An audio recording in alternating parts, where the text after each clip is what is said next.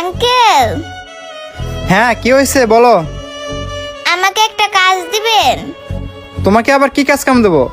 আমার এখানে কোনো কাজ নেই, তুমি যাও এখান থেকে। আঙ্কেল, আমাকে এভাবে তাড়াই দিবেন না, দয়া করে আমাকে একটা কাজ দেন। এই দেখো, এমনিতেই আমার মন দিলে ভালো নেই, তুমি যাও তো এখান থেকে। আর তোমার যে বয়স, এই বয়সে সবাই স্কুলে লেখাপড়া করে, আর তুমি কিনা আছো কাজের জন্য। শুধু স্কুল ফাঁকি দেওয়ার ধান্দা না? তোমাকে আর কি বলবো, তোমাদের বাবা মার মতো অনেক বাবা মায় আছে, তারা তাদের সন্তানকে লেখাপড়া না করিয়ে কাজে পাঠিয়ে দেয় কিছু টাকার লোভে। আর তোমরাও হচ্ছো তোমার বাবা মার মতো, তোমাদেরকে কাজের কথা বললো আর তোমরা স্কুল ফাঁকি দিয়ে কাজে চলে আসলা। আমাকে একটা কাজ দেন। আঙ্কেল, ভালোভাবে না জেনে শুনে আমার বাবা মাকে মিথ্যা অপবাদ দিবেন না। হ্যাঁ, বাবা মাকে নিয়ে একটু কথা বলছে দেখে গায়ে লাগিয়ে গেছে। তোমার বাবা মা যদি তোমাকে এতই ভালোবাসতো তাহলে তোমাকে স্কুলে পাঠাতো, এখানে কাজের জন্য না। আঙ্কেল, বিশ্বাস করেন, আমার বাবা মা আমাকে জোর করে কাজে পাঠায় না, আমি নিজের ইচ্ছায় আসছি। বুঝলাম, তোমার বাবা মা তোমাকে জোর করে এখানে কাজে পাঠায়নি। তুমি যে স্কুল ফাঁকি দিয়ে আমার এখানে কাজের জন্য আসছো, সেটার জন্য কি তোমার বাবা মা তোমাকে কিছু বলে নাই? আঙ্কেল, আমার বাবার কথা বলতেছেন? আমার বাবা থাকলে ঠিকই আমার স্কুলে পাঠাইতো, কামে না। কি বলো? তাহলে কি তোমার বাবা বেঁচে নেই? হ্যাঁ আঙ্কেল, আমার বাবা এই পৃথিবীতে নেই, কিন্তু আমার মা আছে। আর সেই মাটা আমার কয়েকদিন ধরে অসুস্থ হয়ে বিছানায় পড়ে আছে।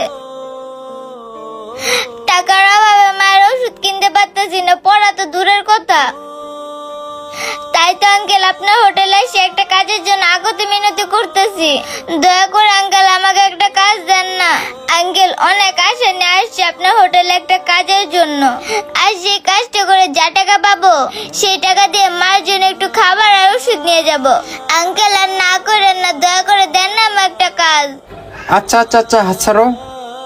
এখন যে কি করি, তোমার যে বয়স, তুমি এই বয়সে আমার হলে কি বা কাজ করবা? বুঝতেছি না তোমাকে কি কাজ দেওয়া যায়। আঙ্কেল, প্লেট ধোয়া, টেবিল মোছা, ঝাড়ু দেওয়া, এগুলো সব কাজ আমি করতে পারি। আচ্ছা শোনো, তাহলে একটা কাজ করো, মনোযোগ দিয়ে শোনো। হ্যাঁ, ওইখানে কিছু প্লেট আছে, ওগুলো ধোবা, তারপরে এই টেবিলগুলো একটু গুছাইবা, আর যাওয়ার সময় এই প্লেটটা ঝাড়ু দিয়ে আমার সাথে দেখা করে যাবা, ঠিক আছে? আমি তোমার মায়ের জন্য কিছু টাকা দেবো নি, সেই টাকা দিয়ে তুমি তোমার মায়ের জন্য ওষুধ কিনে নিয়ে যাও। ঠিক আছে আঙ্কেল, আপনাকে অনেক ধন্যবাদ। তাহলে আমি থাল বাসনগুলো যেয়ে ধুই। মেয়েটাকে যে কাজের কথা বললাম, মেয়েটা কি কাজ করতে পারবে?